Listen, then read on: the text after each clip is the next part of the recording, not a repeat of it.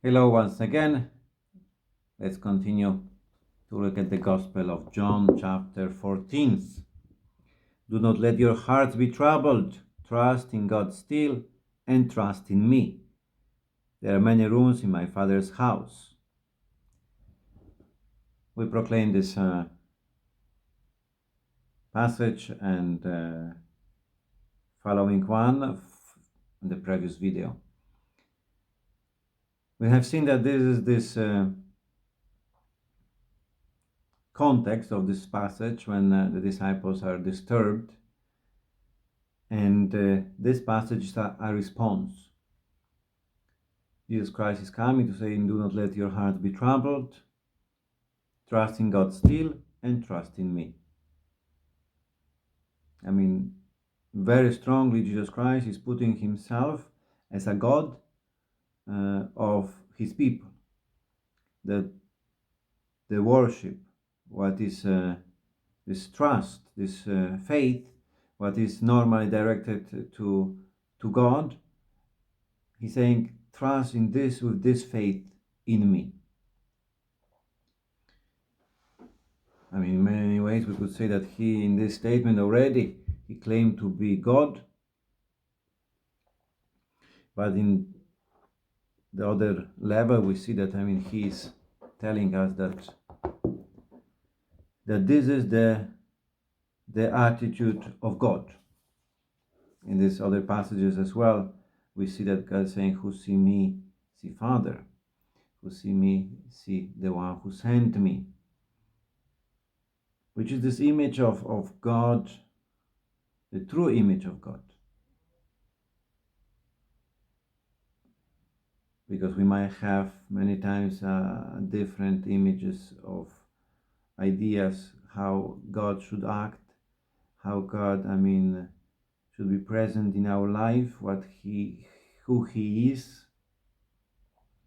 But through this, what we already said and what will be said later on, we see that Jesus Christ, as true image of God, is showing us what is really God all about.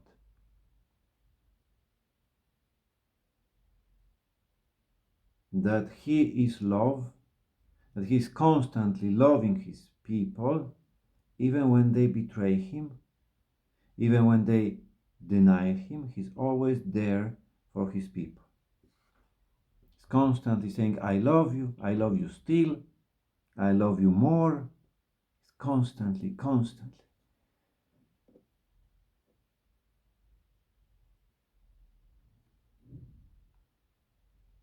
So many times it is very difficult to accept, even that sounds fantastic. I mean, it's amazing. I mean, but too many times we are not able to accept this love.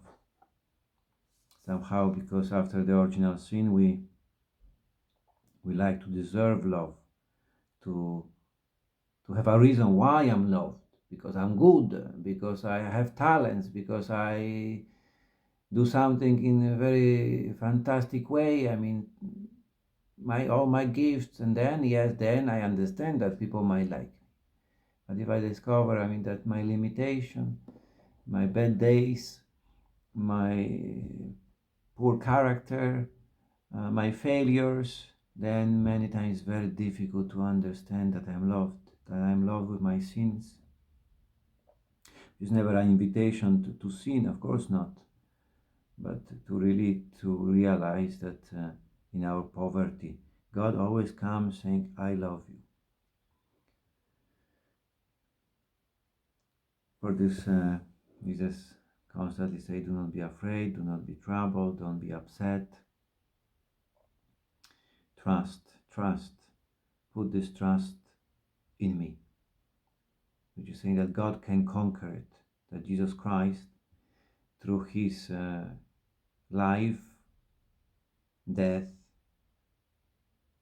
passion and death and resurrection, he can conquer all these enemies who are in me, the 7 enemies, the deadly sins, and all the sins in me, that he can conquer them, that He is the one. He said, trust in me. I can do it. I can do it in your life. Trust. And here, because here is beautiful things to see. There are many rooms in my Father's house. It is a passage which we, many of us, heard this in the celebration of funerals, which is many times a passage chosen.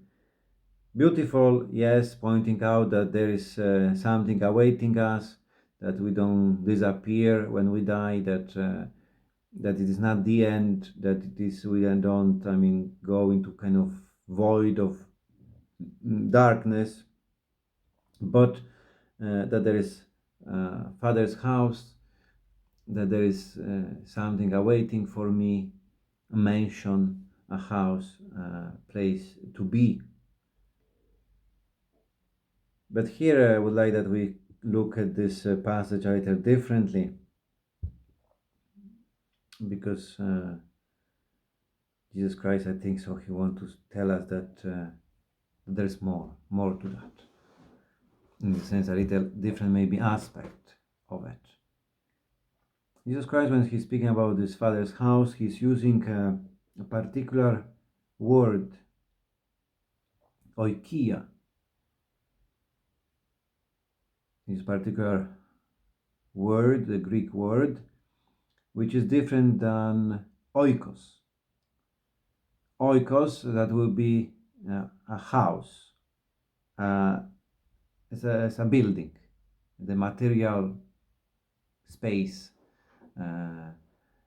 construction, bricks, house.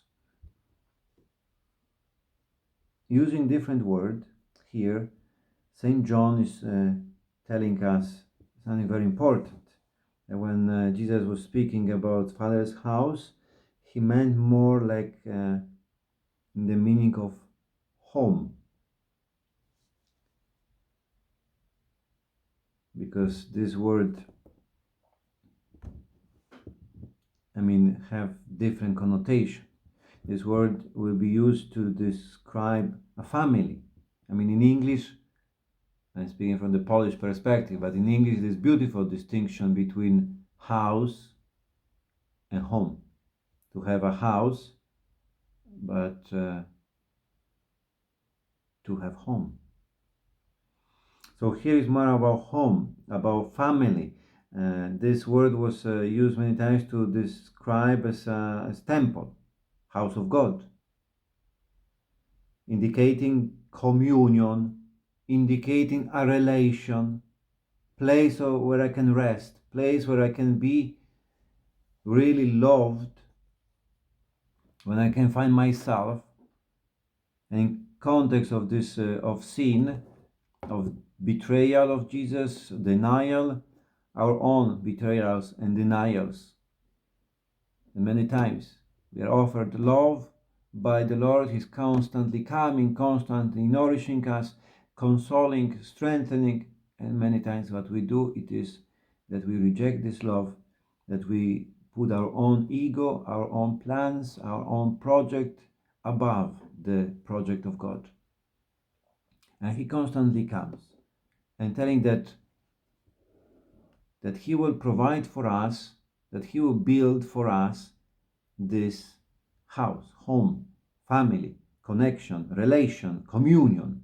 That is Him who will do it. While sin many times brings frustration, brings division, brings separation, loneliness. That many people, because the false promises of different sins, they say the sin comes and saying you will be happy, you will fulfill yourself. And many times people going, let's take for example drugs, for a moment of pleasure, for a moment of kind of high, then many times the lives are destroyed, health is destroyed, people become alone, really rejected by many times even those who are around them, those who are the closest. That the sin brings always this distraction, that is always destroying us. But There are many rooms in my Father's house. I'm going now to prepare a place for you.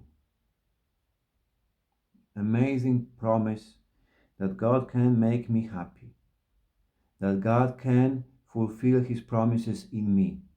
It is Him who is preparing this place for me, that He is the response and answer to this conflict in me, that there is this desire to do good, but many times I do evil, and He is the one who comes.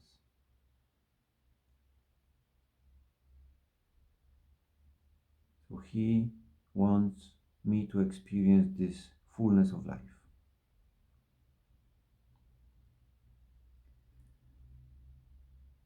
So that will be another few verses, just a little reflection on them.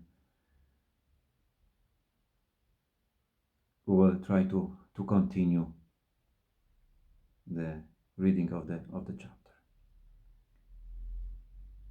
See you for now.